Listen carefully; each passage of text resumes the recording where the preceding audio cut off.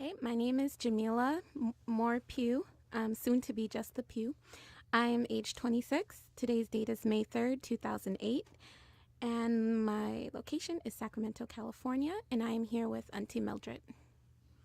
My name is Mildred King Josh, age 57.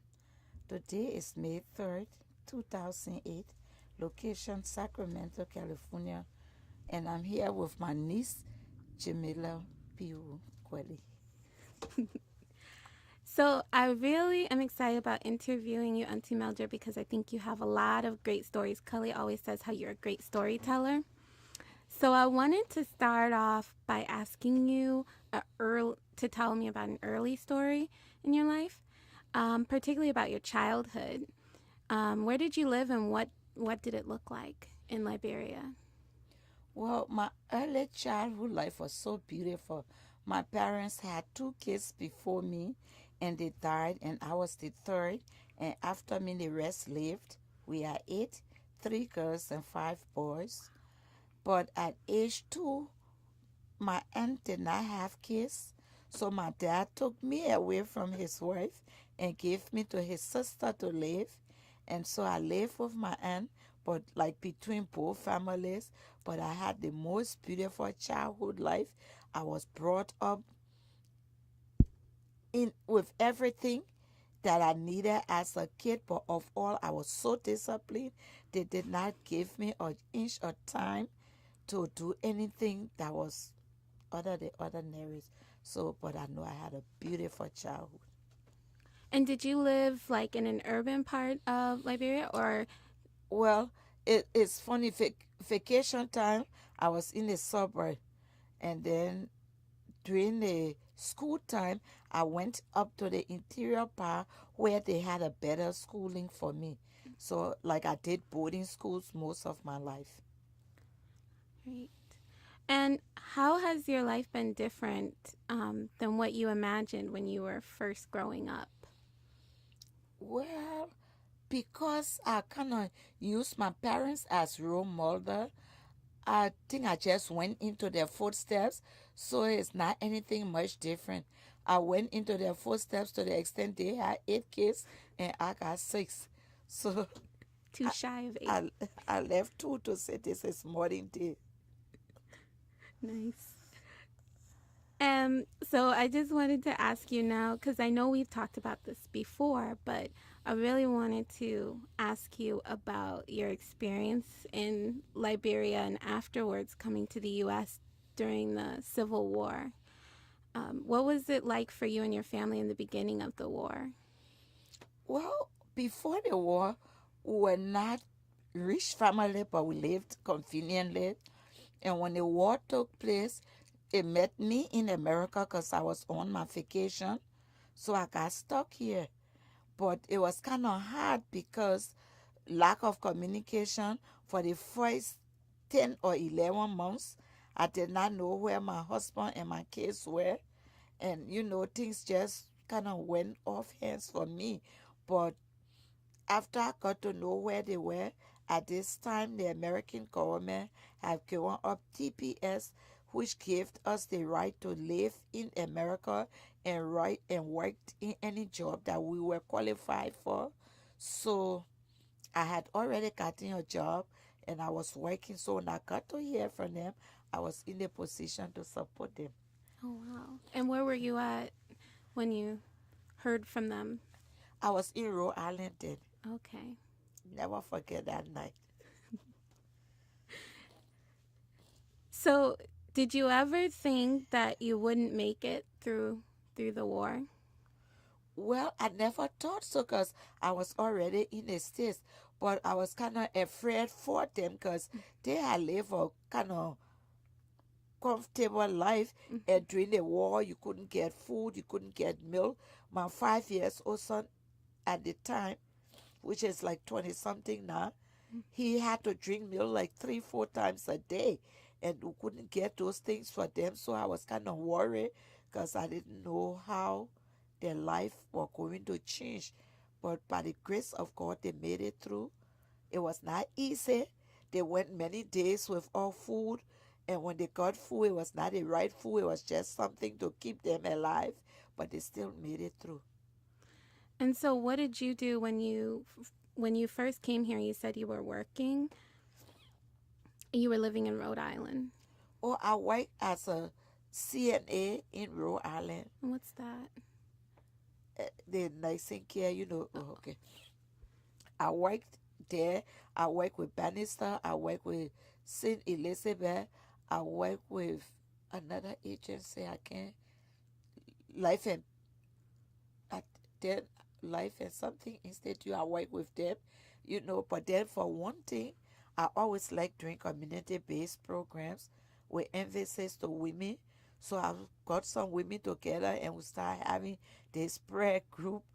And we started raising funds and whatnot to send back home for people that had nobody in the States to support them. So I just started making life. And then finally, I was blessed to have heard from my people, so that even made it better for me. That's good. And so, like, when you were here, you originally came on holiday. Yes. And then you were forced to stay. I turned to a refugee in the process. And what was that like? Did your impressions of the U.S. change from just visiting to actually having to live here? Yes, it did. Because in the past, we could come for a vacation, spend 6 weeks during the summer, shop, and take your things back to Liberia, which is a third world country. So everybody, everybody wants to come to America. So this was what we did. We worked very hard, saved our money, and came to America, shop, and went back. But when I had come this time, and I forgot to say this, at this particular vacation, because our mom died when we were little kids. She died in a car accident.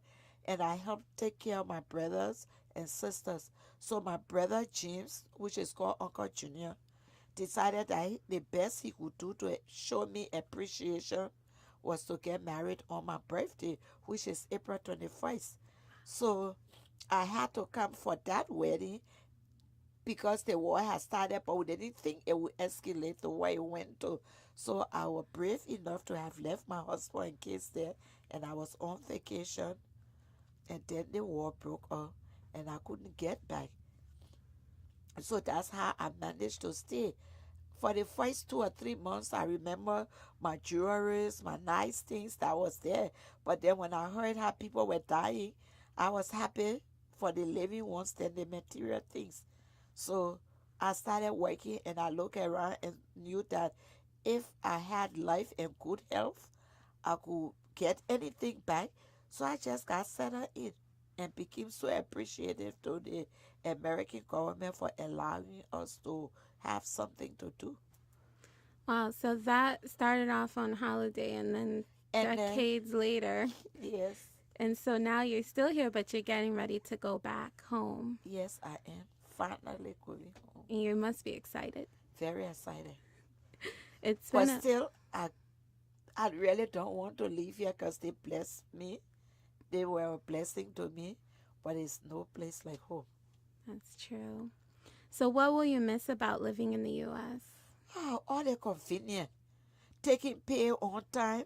When you're strong, you can make the kind of money you want. I would miss so many things. I wish I could take the system with me. Well, maybe you could get involved with setting up some kind of policies or systems in Liberia. Trust me, I will, because I know the president personally. So I have a personal question that I don't think I've ever asked you before. How did you and your husband first meet? That is so funny. I think I met him through a guy I was dating. That's awkward. Yes, that is so true. And then the guy left to come to school. And I think, those days, there was no telephone system and no something. So I don't even know. But I remember it was through that we met. And what year was that about? This was like 69, 70. Okay. And then no, 68, 69. You know, I'm old now, so I don't remember very well. Oh, well, you don't look a day I'm over. 57 years old. Remember that? Well, just recently had a birthday, so that's Yes. another great thing. So, I know that you had a lot of interesting experiences, and I want to just ask you what do you feel are the most important lessons that you've learned in life It, over the course of your 57 years? one of the most important thing is discipline, because my parents were very strict about us coming up with a citing standard, and it has helped me all through life. So I think people should stop this. Oh, you can't discipline your child because they love me, but they did discipline me. I had to make citing grades. I had to wear citing clothes. I had to eat at citing time. It was nothing like, I don't like this, I don't want this, because they always felt that they knew what was right for us, and that was a very good lesson, and I brought them, my kids up, and so I don't have problem with them today. So I think discipline is one thing. I wish they could bring it back into society. Yeah, that's a good point, and that's something that you also work on in the girls' school that you started in Liberia Oh with some yes. friends. Can you tell me a little bit more about it? Well, I had gone home for vacation, and the Lord spoke to me because I'm a Christian and I believe in church, and He said to me that I should open an all girls school, and I'm like, I didn't do education. I got no money. So this cannot be true. But it continued ringing in my voice. And so I called my girlfriends together. We had a lunch, a tea that morning. And I told them what it was. And we all got together. We started a school. But today is the only all girls school in our country. This year will be our first year to graduate the first group of 12th graders, and we have 575 girls. There were many times I had to cut in my little paycheck to help get a teacher's salary, and we're doing good now. We have a building of our own, a two-story building, I think with 21 classrooms or so. Wow. So, and you've been talking about trying to start a boys' school as Yes, well. yes, because my point is you train excuse, you train all these girls, and if you don't train some boys, they won't have husbands. So that gets me so worried, because I think every woman should have a husband. So I'm like praying about it that something could happen for us to get an all boys school too.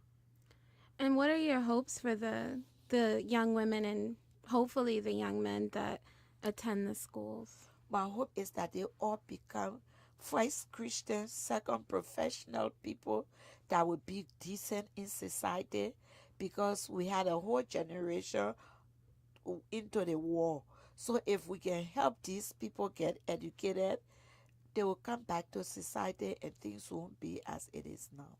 So you're thinking to maybe bring some of the kids who were either abandoned or became child soldiers into the schools. Exactly, we have brought some from the girls, but when it comes to the boys, we hope that we could get as many child soldiers to become decent husbands and fathers for tomorrow, because those kids did not buy gun, those kids did not make gun, they were forced to it, and so we cannot hate them because of it.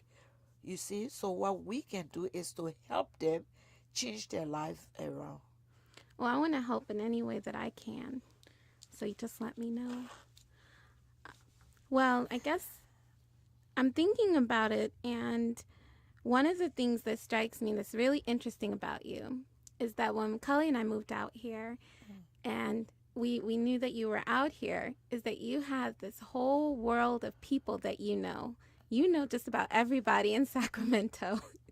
And then all over the I mean, you've been to Switzerland, you know people all over, and you just seem to meet people and draw people around you. So I'm just thinking that if you could just imagine how you would like to be remembered amongst the people that you've interacted with, the people who've met you, who've known you even for a short season, what would it be? That is so interesting because somebody asked me to be speaking at a workshop next Saturday, and after I wrote my speech, I said, and this is how I wish to be remembered. So you brought that Oh, up. It's so good. Well, I would just like to be remembered as somebody that's always willing to help. I want to be remembered as somebody that was never tired when they came to church work and helping people. I want to be remembered as somebody that took away sorrows and brought joy. I don't want to be remembered as a rich person, no. I just want to be like a lifesaver, a life changer for people.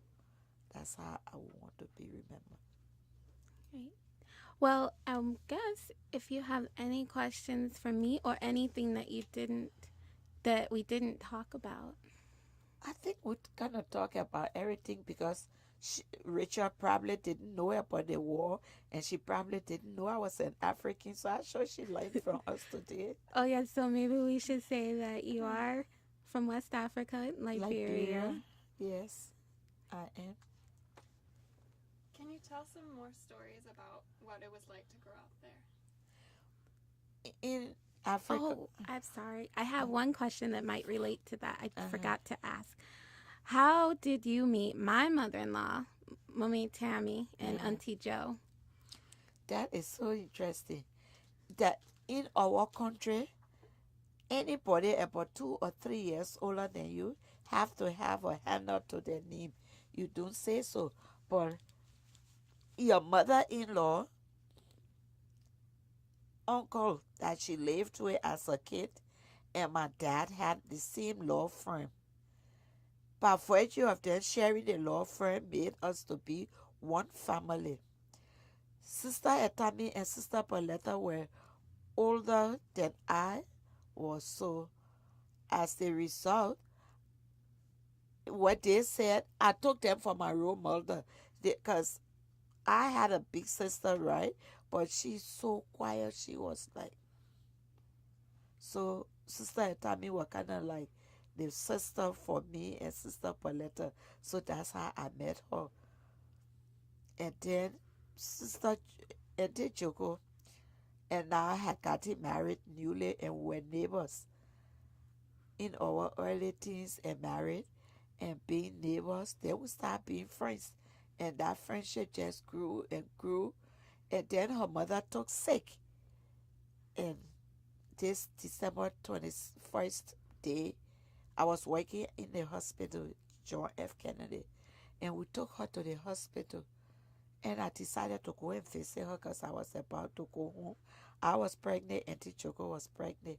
I was pregnant with my twins, and she was pregnant with Tama. And I went into her room. But she didn't look very sick, right? And she said to me, I'm going, but I have something to tell you. I said, where are you going? She said, I'm going home. But I thought they had discharged her.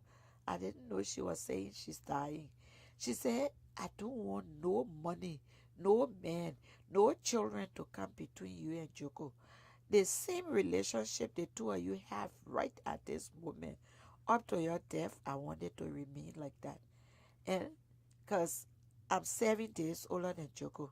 She said, you are the big sister. I want you to take care of your small sister. And you know what? I got some. So she said some. Joko entered the room and she never talked on that subject again. So wherever she had, because she was a woman with little money, good bit of money and jewelry, so she didn't show me or say anything because she didn't want Joko to know she was dying. So we kept her company and left that night. When we got up the next morning to go there, she had died. So from that day, we kept our promises to her. So that's how Auntie Joko and I met. She wanted me to say something. How do you think growing up in? Can you just tell more stories about growing up in Liberia and how you think maybe it was different than here? Oh, growing up in Liberia. we as kids don't have any child right. Our parents had it for us. Growing up in Liberia, your next door neighbor could chastise you for anything wrong. You were never free from being chastised. So in our country, you couldn't. First thing in our country, when you were growing up, you up to 16, 17, 18, you didn't know much about sex. The first time I even heard about menstruation was from my own self. Your older sister also, they didn't discuss it. Those were taboos. There were certain things that were very, what should I say, secret. People didn't discuss. Well, growing up in Liberia, you had to have a certain lifestyle. I'm talking about when I was coming up 57 years ago. So coming up there, we had bad times, we had times to play, we had times to do everything. It was so nice. Then when you come in the society today, you able to maintain yourself because of how we grew up. And secondly, we were not rich. So we didn't have, so we only got toys Christmas, we got toys like Easter, and very few people got it for Easter. But our Independence Day, they might buy you a new pair of shoes or so. So we didn't have so many things like the kids today. But whatever we had, we were taught to take good care of them, you know. And you could never pass by an older person and they carrying something and you pass. You had to stop, take whatever they were carrying, reach into their house. And for me, I thought it was another way to tell the kids your mom or your dad is coming home. You know, that's how we were brought up. One family didn't raise their kids by themselves. Children were like community property in a sense, except that your own parents supported you, but your upbringing was left with the community. I wanted to ask you another question. We started talking about food earlier. It's one of my favorite topics. Um, I've heard about markets in Waterside and other markets in Liberia, and you often talk about the greens that you could just pick, like right off the trees and cook. Yes. Okay, like where I grew up on a farm with my mom and dad. With my aunt and her husband, it was a suburb, but I don't know if I should say farm because we grew our own cows, goat, pigs, chicken, so we never had to eat any toxic food. Then when I went to my mom, she had all the fresh greens and everything planted in the backyard. So whatever we wanted to eat, we picked them the same day, cooked them and ate them. So we really didn't have to buy food with preservatives. Maybe that's why I'm so fat. No, it's because you eat healthy. So, what else can you tell me about the food in that you grew up learning how to cook? Well, I don't know if I should say grow up because you had no choice. When you were about 8, 9 years old, you start learning how to cook, how to make bread, how to clean room, do the bathroom. So it was like a routine thing. Every child had a choice to do, and it was not like, and you had an hour to get up. Like in the house I grew up, 5:30, you are up and we go in for devotion. We finish about 6 o'clock. Every child knew to make up their bed, clean their rooms, get their shower taken. Because in my country, every woman takes shower twice a day. It's like the matter of must. I don't know why, but we just grew up knowing that. That's why it's hard on me now. My sister would say, "Oh, Sister Mildred wants." No, we have to take shower twice a day. Maybe some the boys might skip, but girls, no, you had to. So we grew up, cooking. Right now, I have a 14 years old daughter. She can cook, she can bake. Only thing she doesn't do is to sew. She tries to, but she can't sew a whole dress. I don't think she can hem her dress or so. Because at certain age, all the girls have to know those things. Because they were like things, if you were supposed to get a husband, right? The boy mom would say, oh, she's a nice cook. Oh, she's a nice housekeeper. Because there were not so many professional women in those days. So to think that you made a good wife, these were the kind of things they would refer to. So when you go back, now you have the girls' school and you have other projects. I know you're going to keep yourself busy. I don't even want to think about it because I should be going to England right now as we speak for the Power Society for a workshop there and some other things I'm supposed to be doing.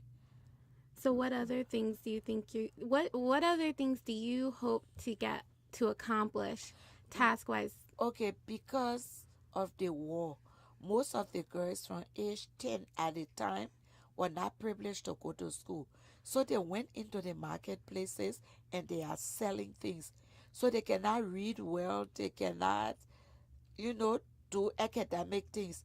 I'm not going there to say they must get a degree or so, but I want us to extend to our school where they can sign their own names, they can transact their businesses at a bank. Maybe they can do one or two little things to upgrade their lifestyle. So this is where I am right now. These are the projects that I'm working on right now. Well, I guess in closing, I wanted to ask you something really interesting, but I can't think of it at the moment. How did you like the birthday cake you had? Oh, she just want me to say that she and her husband is about to open their own restaurant because they are the best cook.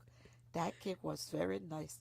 But I was afraid to eat it because you told me when people want twins, then they eat yam. And I already had twins, so I'm afraid to eat it.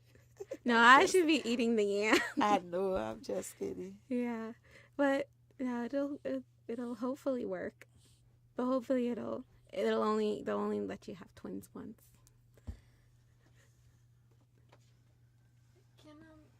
How do you, especially because I think you said you lost your mother at a young age, who do you think shaped you to be a woman? Sort of how you thought about being a woman throughout your life?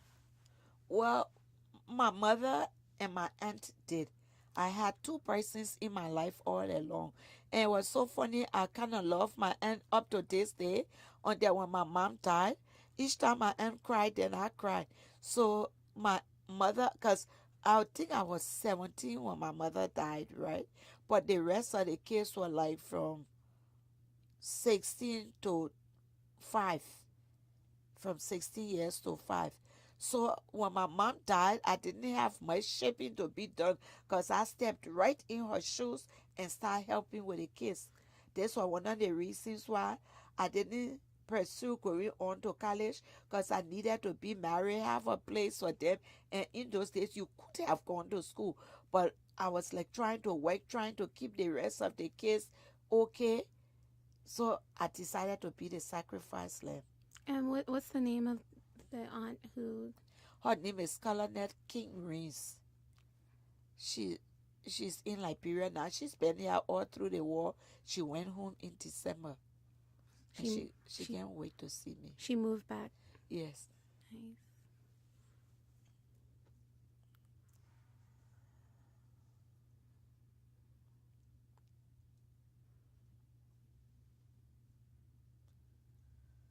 Is there anything you want me to send you when you go back to Liberia that you?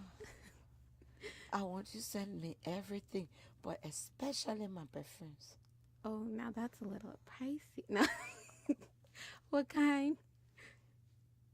Don't ask me All that. You kind. know my dresser. Just picture my dresser. That's what you will Oh, say. man. Yeah. Well, I'll have to put it in my budget. Okay. You don't have to send me that. I'm just kidding. Remember my school. Every 3 months you pay one teacher salary. That'd be fine. Their salary is not high. Sometimes it's like $200, $150, depending if they're on the summer break or not. Because we pay them all year round, whether they're on vacation or not. I could probably send the perfume too. I will appreciate that. You know me.